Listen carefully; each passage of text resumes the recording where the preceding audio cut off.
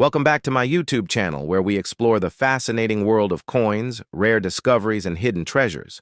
And in this episode, we are diving deep into the history, significance, and story behind the 50-cent euro coin minted in the year 2002. A coin that may seem ordinary at first glance, but holds layers of design, political meaning, economic value, and historical transitions that have shaped the European Union and the evolution of modern European currency. To understand the origins of this coin, we must first look back at the formation of the European Union itself, which began in the aftermath of World War II, as European nations sought to rebuild and unite under common goals of peace, stability, and shared prosperity.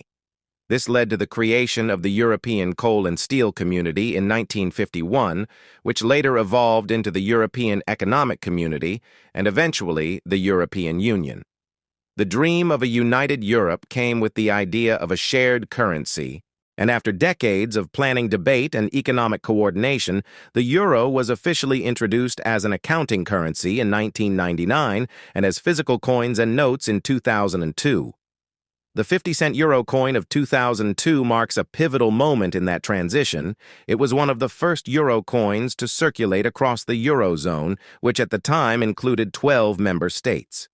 Each euro coin shared a common reverse side designed by Luc Loix of the Royal. 15 member states. The map is surrounded by 6 vertical lines with 12 stars at their ends, symbolizing the ideals of unity, solidarity, and harmony among the peoples of Europe.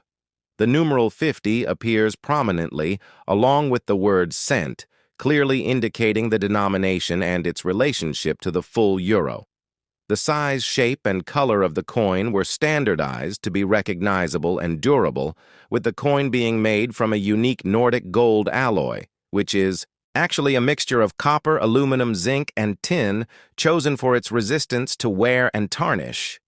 The obverse side varies by country, and in the case of each founding eurozone country, the 2002 edition of the coin typically carries designs that were chosen through national competitions and public votes. For instance, the German version displays the Brandenburg Gate, symbolizing unity and openness. The French version shows Marianne, a symbol of liberty and reason. The Italian coin features Emperor Marcus Aurelius on horseback, a tribute to Rome's ancient imperial legacy, and the Spanish coin depicts Miguel de Cervantes, honoring the literary greatness of Spain and highlighting cultural contributions to the world.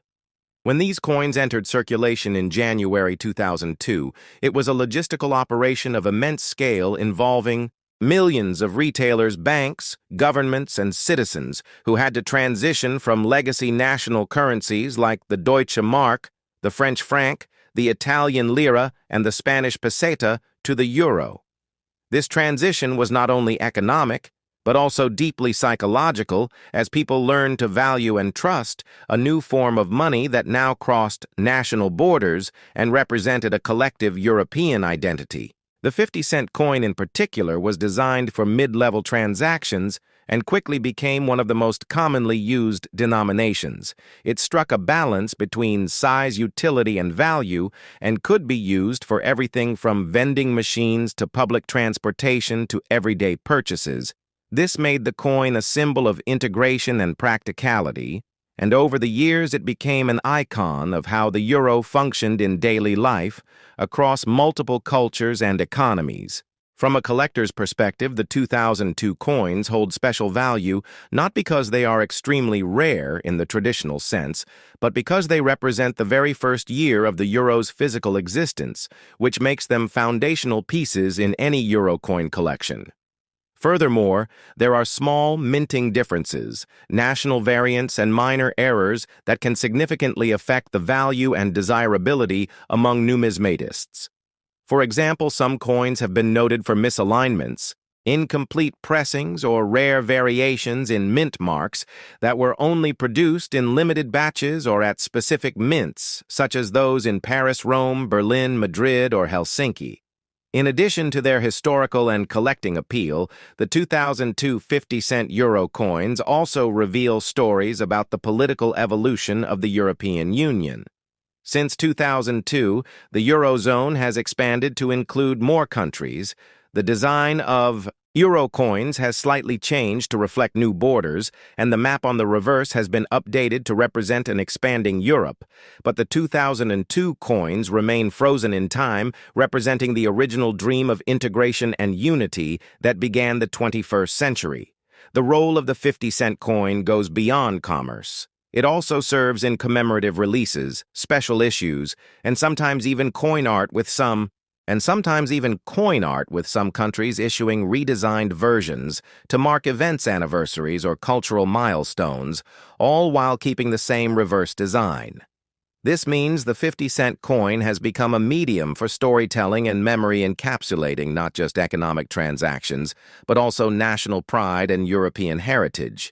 Analyzing the metallurgy and engineering of the coin, we find that Nordic gold, though not a precious metal, was selected after rigorous tests for durability vending machine, compatibility resistance to corrosion, and ease of mass production. Its unique yellow tone makes it stand out in a wallet, and its electromagnetic signature ensures smooth usage in electronic coin validators. These technical attributes contribute to the coin's long lifespan and high performance in circulation.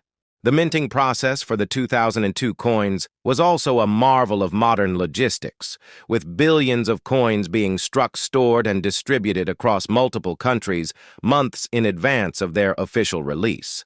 And this coordination required unprecedented cooperation between national mints, central banks, and European institutions. The coins were pre-packaged in starter kits to help citizens familiarize themselves with the new currency, and these kits today are valuable collectibles in their own right.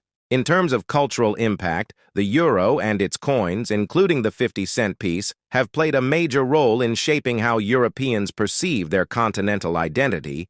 School children grew up learning about the euro. The coins featured in textbooks, educational kits, and public campaigns.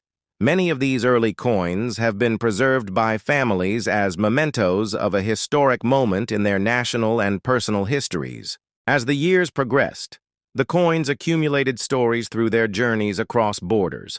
One coin minted in Germany could end up in the hands of a tourist in Greece, a shopkeeper in Ireland, or a student in Finland. Each coin telling a silent story of movement, connection, and shared experience, and the 50-cent coin, by its size and usability, has traveled perhaps more than any other high-denomination coin, and this wide circulation adds to its mystique and symbolic weight. There is also the role of the European Central Bank and the European Commission in managing the integrity of euro coins, ensuring that each denomination, including the 50 cent, maintains high standards of production authenticity and anti-counterfeit measures. And though counterfeiting euro coins is relatively rare, the authorities remain vigilant. And the 2002 coins were among the first to benefit from new security measures and centralized quality control. The legacy of the 50-cent euro coin of 2002 continues to this day, and as we examine its details from the stars to the alloy from the map to the mint marks, we see more than metal. We see the vision of a united Europe etched into a small disk of currency, and we see the power of design, history, and politics fused into an object that we use every day and yet often overlook, and as collectors, researchers, and enthusiasts, we give this coin the attention it deserves. So in this video, we celebrate the 50-cent euro coin of 2002, not just as a currency, but as a symbol, as a milestone, and as a piece of living history. And through this exploration, we gain insight not only into numismatics, but into the broader story of Europe itself, its challenges, its triumphs, and its ongoing journey toward unity and prosperity, all carried quietly and persistently in the palm of your hand.